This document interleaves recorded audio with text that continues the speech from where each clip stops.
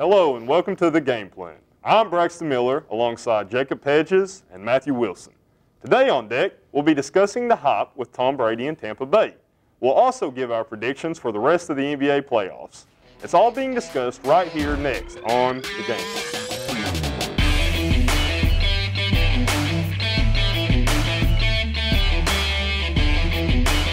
This year, the coronavirus dropped a bombshell on the sports world. Now that the virus has been around for a while, how will it continue to affect sports moving forward? Well, personally, I think so much has changed over the course of a couple months. I mean, you see teams, that would usually play in the fall and the winter just completely going to the summer, with basketball, and now, it's affecting college football and how they conduct their seasons, with having two separate seasons, one in the fall and one in the springs. I think it's in complete chaos. In the near future, I hope that things go back to normal. I really hope that. I think we all do. But I think only time will tell with how we handle this and how each organization handles everything. So that's a great point, Matt. We have over in Britain and England in the Premier League, teams are starting to go into their preseason friendlies. These teams are allowing fans, maximum 2,500 fans, to be in the stadium watching their teams. Now we're starting to see that here in America with Major League Soccer. Just this last, I can't remember when it was, but it was Columbus Crew versus FC Cincinnati. They allowed 2,500 people to be in attendance and sit at MapFire Stadium and watch the game. So with fans coming back in America, I would imagine we're going to be seeing almost a return to normal with social distancing guidelines applied. I would be really interested to see if the NFL is going to allow fans to join the games. I'm really interested to see if the NBA is going to allow fans to join the game. But time's going to be the teller of it all. Well, adding on to that, the NBA's been restricted to the bubble, down in Orlando, and just here recently, the players' families were allowed back on the campus. Made it a little more normal. Got some fans at the game, but I think this is a global problem across every sport worldwide. And I don't think sports can return to normal until the fans are in there. I think that's been the biggest difference. Everyone's forced to wear a mask, social distance, but it's just the feeling that the fans, the energy they bring, that's really changed the game. Yeah, for sure. Without a doubt. Yeah. This week, we decided to take a look at the status of college football and how the coronavirus continues to affect the upcoming season.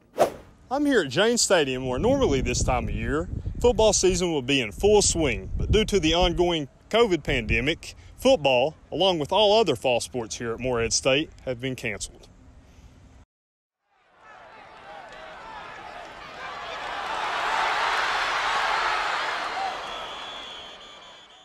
Earlier last month, the Pioneer Football League announced that the entire conference was set out of the 2020 season due to the overwhelming challenges that each team is faced with to ensure a safe experience for all parties involved. The PFL joins the Big Ten and Pac-12, along with two other G5 conferences, in shutting down the fall season due to health concerns. Thankfully for collegiate athletes nationwide, the NCAA has granted an extra year of eligibility to students who missed out this fall. Optimism surrounds the collegiate football landscape, though, in hopes that this fall 2020 season can pick back up come spring. I'm Braxton Miller reporting for the Game Plan.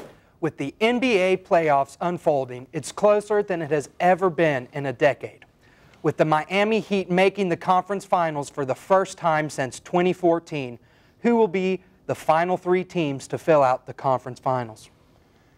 Well, I think we first need to address that what a big upset it was that the Miami Heat was managed to take down the reigning MVP, reigning Defensive Player of the Year, took them down in the second round. I think that's really impressive. But for the other team coming out of the East, I got to go with the C's, man. The Raptors have a lot of firepower, but the big three, Akemba, Tatum, and Brown, I think it's just too much for the Raptors to handle.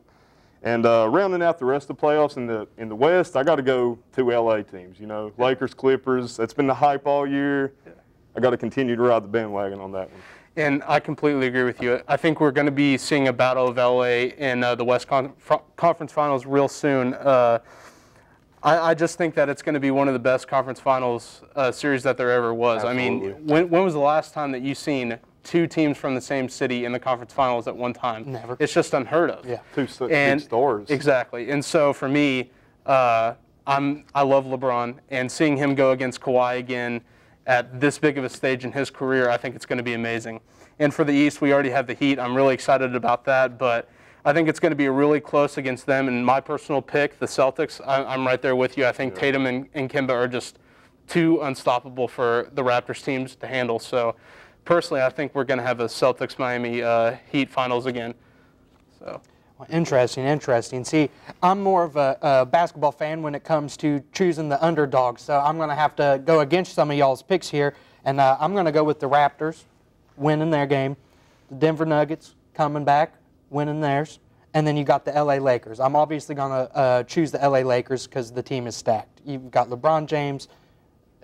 He's one of the best players I think we've been able to watch in our lifetimes growing up. Absolutely. I mean, you know.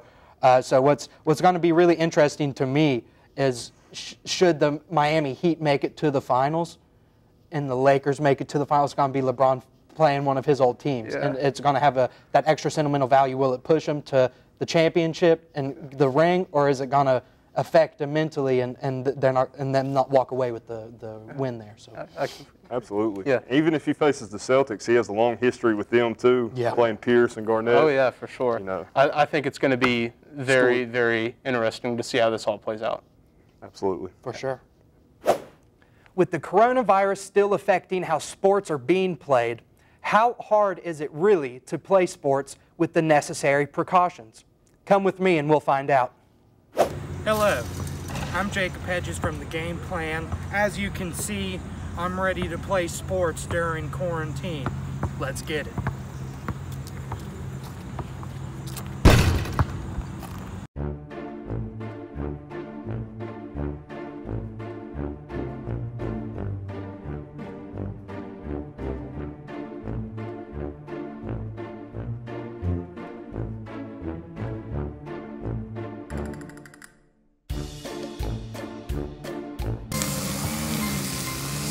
Hey man, I didn't know you was playing today.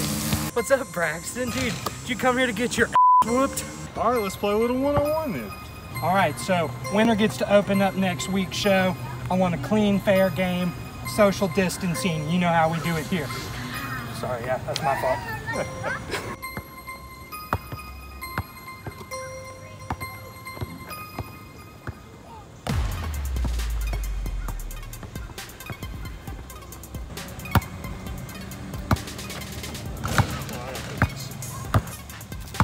Yeah, I just came down here to play a little ball. Yeah, I'll probably be home here shortly. Yeah, I should make it home by dinner.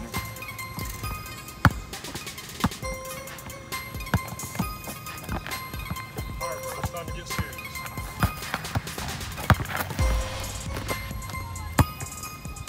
Looks like I'm hosting next week.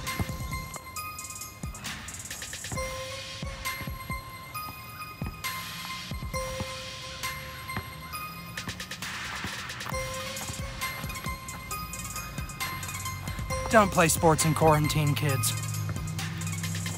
Since Tom Brady has signed with the Tampa Bay Buccaneers, the question has been if Brady can still produce at the same level. Is he still a top 5 quarterback, or has time finally caught up with him? Well, listen, guys. Tom Brady has been one of those quarterbacks that has been on it his entire career. He's never not had that mojo, for lack of a better word, of doing his job to an exceptional level. Now, this is going to be one of the weirdest seasons we've seen in the NFL for obvious reasons and for Tom Brady being a part of the Buccaneers now. One of my favorite things about this move was Rob Gronkowski coming out of retirement to join Tom Brady at the Buccaneers. I think that's going to provide Tom with a morality boost, and just having his best friend there is going to, I think they're going to gel so well together. But the issue I have and the issue that they're going to have to face is, are they going to be enough to take out the Saints and the Falcons to get that top seed in the NFC? Absolutely. I think they got a big advantage on the Falcons. I don't look for them to do as much this year, but the Saints are always right there.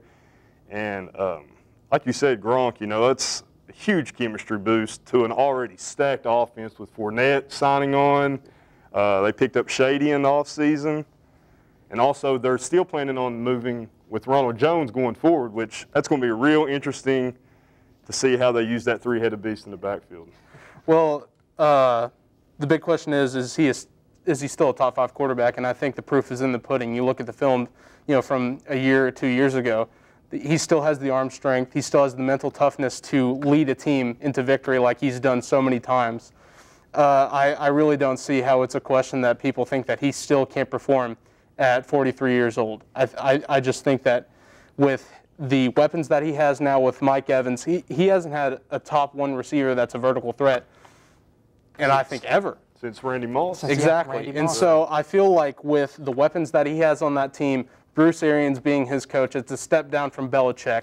But I feel like with the weapons that he has, he's going to flourish in that offense for sure. Arians is still a great offensive mind as exactly. well. So, they also have a great defense on the other side. Yes, it's going to be a sight to see this team take the field and play, and luckily for us, it'll be happening sooner rather than later. Absolutely. For sure. It's great to see. Yeah. Thank you for joining us here on the Game Plan. I'm Braxton Miller alongside Matthew Wilson and Jacob Hedges. We'll see you again next time.